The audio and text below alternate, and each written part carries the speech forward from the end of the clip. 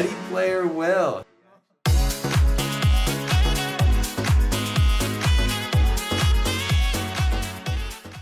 Welcome back, Visions fans. Ready Player Will here. This is another map analysis, battle analysis, guild war, whatever you want to call it, but I'm having a little fun with this and wanted to showcase another new team with a completely different set of strategies and X's and O's and rationales as to why. The team that I opted to use this time was a Renan, Dialdo, and Resnick team, and I usually have a different motivation for how I piece together these teams. Sometimes it's character-oriented, sometimes it's a meta-oriented. I didn't really have any targets in mind of who I'm looking for with this team. I really just wanted to try to build one that was a little unique, well-rounded enough that I could take on a variety of enemies, but mainly focused around building around the Full Metal Alchemist card here, which is both unit res and agility. And while it is an attack card and no one has any strike damage here, so it's a little bit wasted, those two effects are strong enough that I'm totally fine putting it on a Resnick here. The general idea is that Renan, being a devout member as well, benefits from that card, and so does a Dialdo, who's a spear unit, who's also on that card. So that being my general framework here, I've got a couple interesting things in terms of TMR usages and toggles as well, where notable changes. Number one, I have the Vega TMR here on Dialdo, and he will prioritize this instead of his main buff. So his turn one, he'll use that TMR, and his second turn, he'll use his main buff, which is the debuff effect weakening. It's the defense, it's the shell. So he might miss out on using that second buff. It's a risk I'm willing to take. I'll talk a little more about why in just a minute. But I also have Renan's main buff of giving himself a barrier turned off. What I instead want Renan to do is to move toward Dialdo and use his buff and get the shield from Resnick instead, who shall give him that shield. So that's the general concept. The other big thing to note is that Dialdo has move +1 here, which you can put on with the passive. And the general concept as to why really came down to the fact that Renan uses a haste TMR. And so what was essentially happening, Resnick would come and she would use her shield on Dialdo. Renan would then move to Dialdo and use that teammate buff. Dialdo then would move forward and use that Vega TMR. And on the next turn, Resnick would then also apply the second barrier here to Renan. But Renan uses that haste TMR, and what happens is, when he moves forward those 3 squares, he's basically on the same plane as Dialdo is, and because he's got a much faster turn order at that point, what ended up happening was Renan would outpace him down the battlefield, and I didn't like how much he was frontlining in comparison, so I ended up giving Dialdo that extra move of 1, which means there is a risk that he doesn't get that second buff off because someone might already be in range. And honestly, I'm okay with that because I think Dialdo's tanky enough that he can likely survive for longer periods of time. Here's a spoiler alert, he doesn't. I would have changed that, and I think I would have tried to find a different way to do that in hindsight.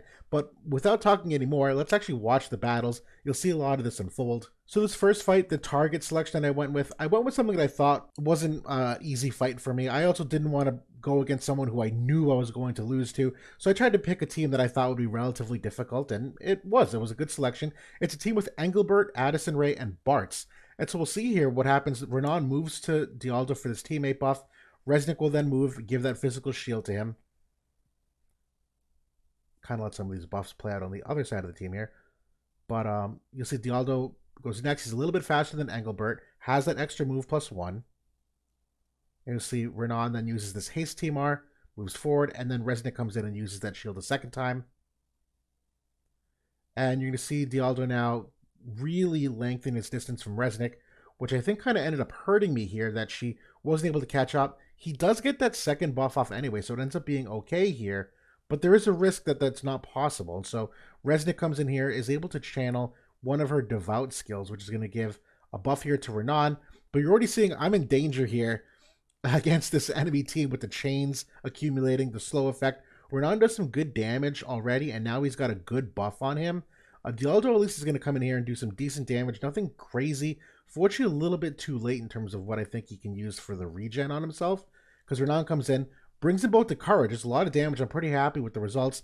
Bartz has that heal back from Addison Rae, though, and Dialdo's already out of the fight, so things not looking good.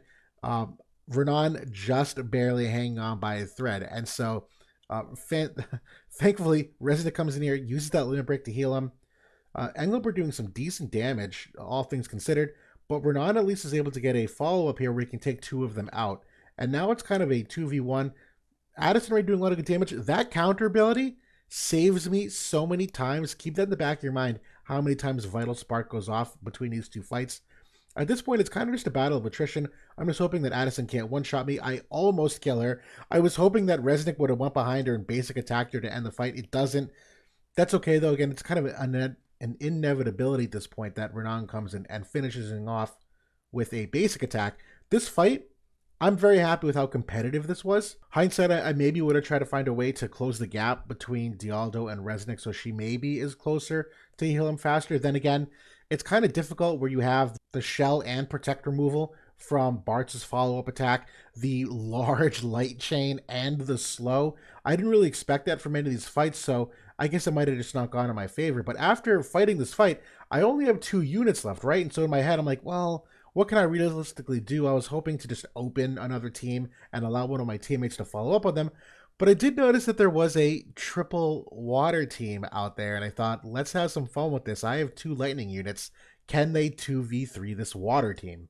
This fight is 3 minutes long, and I'm so happy with the way it went. And again, look at Renan's counter chance of Vital Spark here and how much that ends up saving me. If you ever needed proof of why reaction block rate is important, this video is it. Not to mention, just that little bit of potential reincarnations. You saw how low Renan got on one of those hits there. I actually have him reincarnated only like 13 times, I think. I think it was just enough HP that had I not done that, he actually would have died and I would have stumped on fighting that team and not cleared it. But for now, let's watch this. Renan is going to use that haste TMR because he does not have a teammate to move to for that teammate buff. At least Resonant gets that insta heal off, some agility, some magic. I love that devout ability overall. This is a great team of Summer Glaciella, Faris, and Miranda. Obviously very well rounded. There's a lot of sustain, decently bulky. There's a lot of accuracy built in here. As much as it's lightning versus water, you have 2 top tier units on this water team. This was not a slam dunk by any means. And so we'll watch how things play out. Miranda coming out with the haste there. Renan ends up using that buff on himself. I think it's just the way Ed... Actually, I'm sorry. It's tough to talk and watch. The way that buff works for Renan, if he has a teammate near him, he will use it first. If there's no teammate near him, he'll use something else instead. And then when he runs out of options, then he'll use that buff on himself. It's a little unique in how the buff priority works, but that's relatively consistent. But yeah, I think that Resnick, if I just go back a second here, finally uses that excellent Summer Glaciella TMR that I wanted, which is the water attack res up, the fire attack res up. I really had this TMR in my back pocket in case I needed to fight a fire team, but it also gives the unit res up for Resnick as well, which I obviously very much like. But here, you know, taking a little while to build into the fight, I'm going to hold thoughts for a moment. So I at least get the courage move there on Glassy to start. Very happy about that. Miranda doing some good time mage stuff here. The great thing about Faris is that she's got the buff removal. So my haste is gone. The buff from that devout heal is gone. And chains are starting to accumulate some area resistance there on Summer Glaciella. Right now, or yeah, at least getting some good hits. I'm a little surprised how single attack oriented Renan was here. I wish he used some more of his AoE attacks, but Faris has so much AoE res, I'm not terribly surprised. Renan looks like to be weakest to that strike damage, so Faris is going to continue to use that strike damage again. Renan coming dangerously close to dying here. Thankfully, Resnick to heal him basically to full, reapplies those buffs. He's able to then use Unavailable Pain, which again I thought was odd. Single target ability, not going for the AoE, but there's Vital Spark as the counter ability. Resnick finally getting some hits here. She is at least able to... I don't know why basic attack. I guess the thresholds are weird. This is a very odd fight, but there's a Vital Spark again.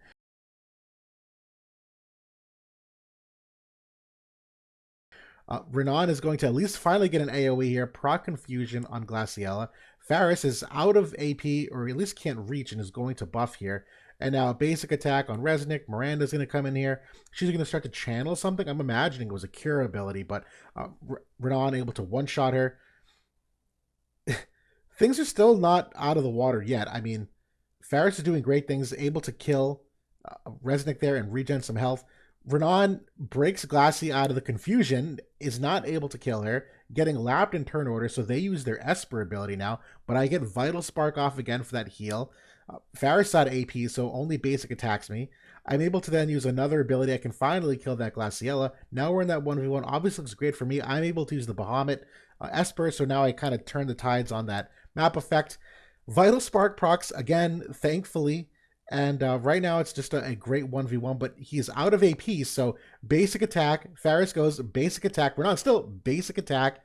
Back and forth here. Faris has to at least finally use an ability, but Vital Spark procs again, able to finally secure the kill with Unavailable Pain. But that was a really interesting one to watch. You could see how often that counter ability came in clutch, just how valuable that pocket from Resnick was. I was very happy. I did not expect to clear this water team. I knew it was a big risk to not. And you saw even at one point there, Renan was dangerously close at very, very low health in both fights. But I at least thought this would be a fun replay. For those of you that might be seeing the podcast later tonight or tomorrow or never, we did a tier list update with JB last night, and I was putting Renan up on a pedestal as still a very strong unit. I figured might as well put my money where my mouth is and show a replay of him doing something. I know it's not all that impressive watching someone go against their element weakness, but then again, I think that was a pretty admirable fight, all things considered. And the first fight, not the results that I wanted, but that's still a really solid light team overall that I think could have gone a lot worse. And so that's it for today. Hopefully, again, some entertainment, hopefully learn something. But that's it for now. Thanks for watching, everybody. I'll talk to y'all soon.